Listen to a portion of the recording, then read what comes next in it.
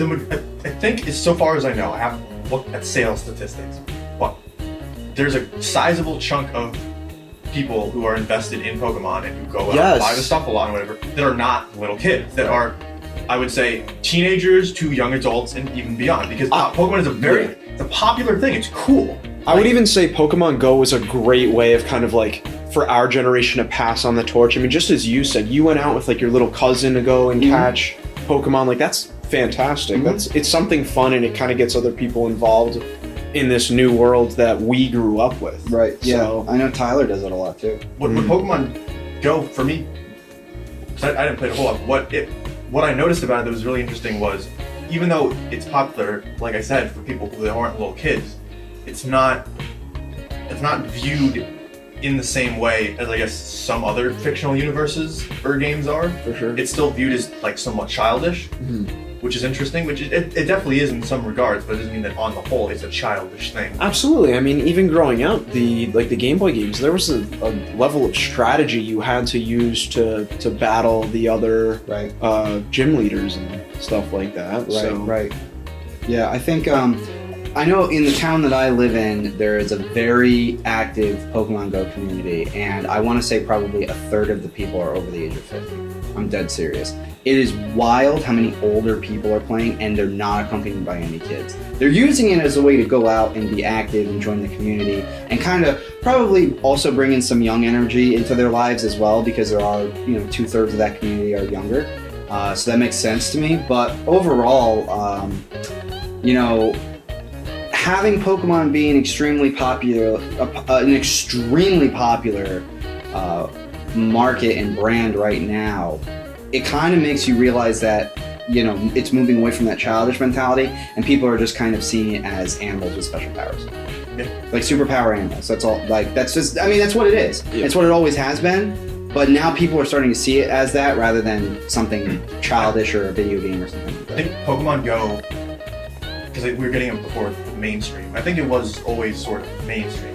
Pokemon. So like it's never been an underground game. It's exceedingly popular. I mean, there's been Japan had some special money issued with Pikachu on it. I mean, I think a couple countries have done that. So countries have changed the currency because of this fictional universe and game series and manga series and everything. Really? Yes. But still, because it's a little more childish, it's like I think people aren't as willing to go out there in the mainstream to talk about how much they like it and involved in it. Pokemon Go gives them a sort of avenue because, for whatever reason, I don't fully get it, really, to be honest with you. But for some reason, because it's on a mobile phone and because it's a mobile game, it's immediately, in some ways, not as childish. Yes. And now it's like a thing that adults and kids can do, as opposed to it being on a dedicated game console system, which is associated with only kids and mostly younger people playing. So people could finally... I think some people just wanted to be cool and jump on the bandwagon, and I think there's some people... And a little bit, I'm like, oh, no, you don't get to do this, who, I've always been a Pokemon fan, I've always loved it, I've just been quiet, and I've never said anything about it, because I'm scared of being called a nerd or being called a kid. Yeah. But now that I have this opportunity, you got people, you got people, you would give them the image of, the stereotypical, meathead guy, and he's gonna go up to you and yo, man, you gotta check out my squad, it's pretty awesome. It's that's awesome, because people are finally being more open to it. Drop this nonsense. This is a world where there's magic creatures, including dragons, and you get to collect them. And the best part about Pokemon, for me personally, that it's one of the main reasons that I've always loved it, and we've always talked about how much we love it. Always. And screw you, PETA. Yeah. Segue. The main crucial lesson of every single Pokemon game and almost every single episode is treat Pokemon like people, like your friends. Yes. That's the message. It teaches empathy. Anytime there's a situation where Ash has to battle or everything, which at the end of the day, they're making the Pokemon battle, and the only way they sort of get away with that is by saying the Pokemon want to do it, whatever. Yeah. But at the end of the day, every time there's a trainer who's a jerk or only wants to win, he usually gets beat by somebody who loves their Pokemon and cares for their Pokemon and goes through adversity with their Pokemon. Right.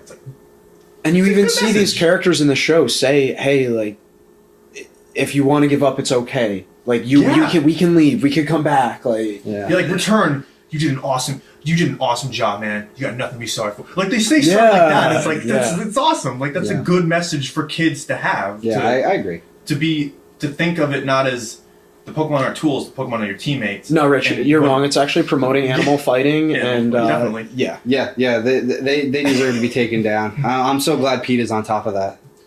Side note, because they've actually had episodes of like Pokemon abuse, which is cool. Mm. There's an early one with Brock. I love that one. Remember he goes up to Damien, and that guy Damien leaves a Charizard out on the boulder. Charmander? The Charmander? Yeah. Thank you. Sorry, Charizard. Yeah. Not yet, little one. Yeah. But Charmander's out on the boulder, and he's like, it's raining. It was gonna Your die. Charmander, and he's like, I don't care. And Brock like grabs him, and he's like, that's your Pokemon. Yeah. Go out and get it. Yeah. And he doesn't anyway. And Ash saves him. Rock on, Because Brush. that Charmander would have died. Because if the light on its tail goes out, they die.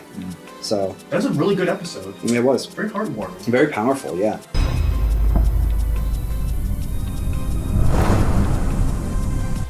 Hi there. If you, like many fine pandas, and Jeff, enjoyed this content, please be sure to like, subscribe, ring that bell, and support us on Patreon, Facebook, Twitter, Instagram, and Snapchat. Thank you.